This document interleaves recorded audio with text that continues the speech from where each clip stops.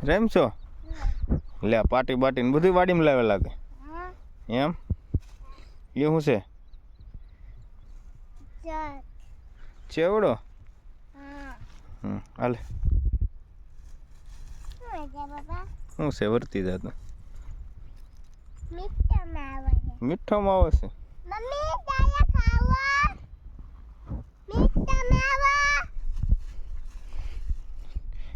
આ કઈ વાડીએ આવ્યા આપણે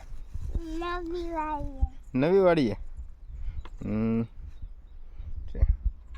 સરસ લ્યો મોટા મમ્મી ન ગઈ કેમ